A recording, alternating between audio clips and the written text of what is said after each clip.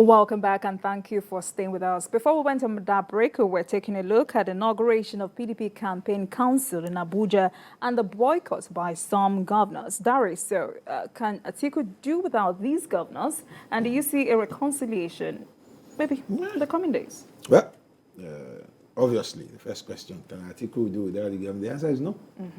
Doing without them means being ready to pay a huge electoral price. Reconciliation, the answer is hazy. It's becoming very hazy that Atiku can be reconciled to Wike and Co. It is possible he finds a way of luring one through individuals away, but still getting the support of that bloc is becoming more, I'm not saying impossible, hazy. And why? Because I think everything that ought to be done are now done. I read a piece somewhere and the title was, "What does Governor Wike really want?" And I think that's the question on all lips now. What exactly? I think the issues are deeper than we can see. Wike is not a small fry in politics. And he's somebody who has been very consistent in his support for the PDP. Give it to him. When they were all leaving, he stayed. And everywhere, beyond the state, it was Wike who went to Cross Rivers. When the governor decamped to APC, he went there and ensured that the party in Cross River State is standing. And today, the party is as strong as ever. It was the same Wike who was in Edo. When the PDP, they were having issues, and he ensured that he got a sitting governor to join, strengthened the party. It was Wike who was in Nasarawa to give the party bite when it became necessary. I mean, for someone who did all this, I'm not going to be in a hurry to join people to say he's been selfish or whatever. No. And again, I would like to ask if all of this is enough to jettison the success of your party. He has not jettisoned. Don't forget that Wike also has a governorship candidate, PDP, to deliver. People should look beyond what the surface gives. Let's quickly take Ade from London, please. Hello, Ade. Hello. Hello. Yes. I want to advise PDP that the presidency is for the South. The North has had 8 years. It's now the turn of the South. My advice to Nigeria is that let all Nigeria be obedient. Obedient, obedient, obedient. All right. God Thank you bless very Nigeria. much, Ade. All right, let me allow you. You understand? We must look beyond the surface.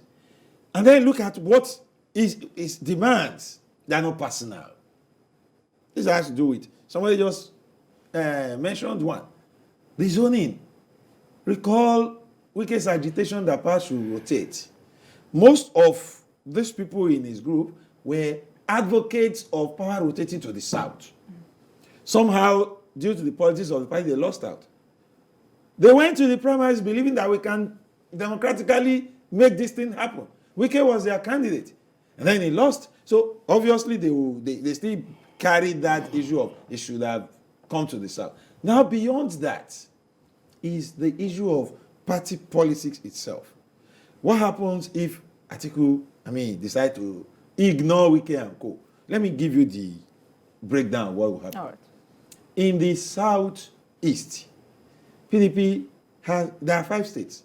APC, PDP, Abuja are sharing the states. APC 2, Imo Ebonyi. Abuja 1, Anambra. PDP 2, Abia, Enugu. With the scenario now, the 2 governors of the PDP in the southeast are not with Atiku. Meaning, Atiku does not have such support in the southeast. And southeast used to be a base where he gets good votes. If you move away from there, come to the southwest. The only PDP governor in the southwest is Seyi Makinde. And that's the man in Wike's group.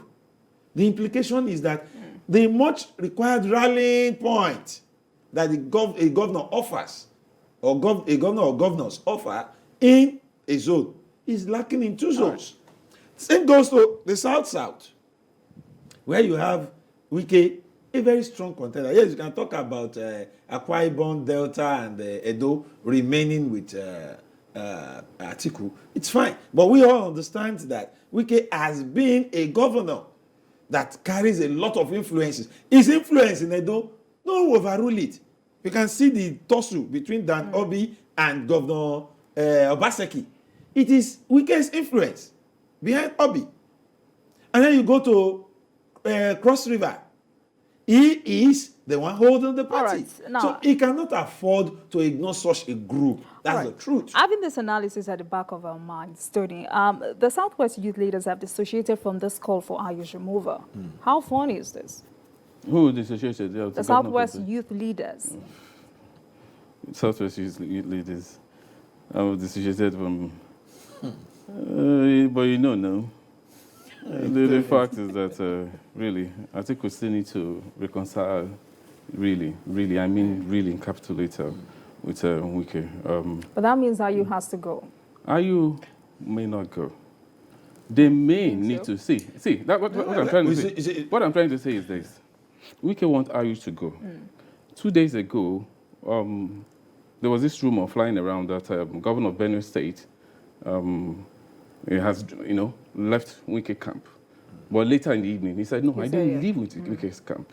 I only said, I'm not in support of the national chairman going. So that's what I'm saying. That at the end of the day, the chairman may still stay, but they still need to listen to Wike. There are certain things the chairman did that doesn't go well with the growth of the party. And I think that's where the... So this is more about ego? More about ego and more about... No, not really about ego. It's about the development of that party. If you watch, just as he said, just as Dari said, Wike stood for PDP. When Modu Sharif came, all of them, even Atiku, let's say it, let's start the fact, because we're all here. He wasn't around. He was the one fighting, making sure that party still remained one. So all of you, he's the governor, but then he can still listen. He has that strength. You can't take that away from him.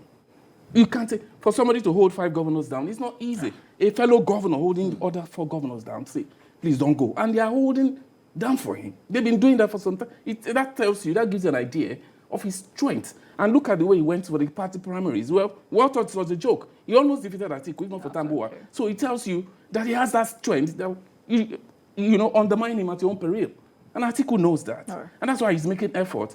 But as I said earlier, I see them at the end of the day, there must be reconciliation. All right. Otherwise, I don't see the party going in 30 seconds, your final take on this. Reconciliation, if it comes, it's in the interest of both Atiku and the PDP. But if it doesn't come, and Wike is allowed to stay on his own, 2023 is going to be a Herculean task for... all right, thank you very much, Mr. Dario Dufoko, for coming on the program. Thank you very much, Mr. Tony Waje, for sharing your perspective on the show. Thank you very much, and thank you very much out there for watching. That's all on Journalist Hangout today. Join us tomorrow for another episode of the program.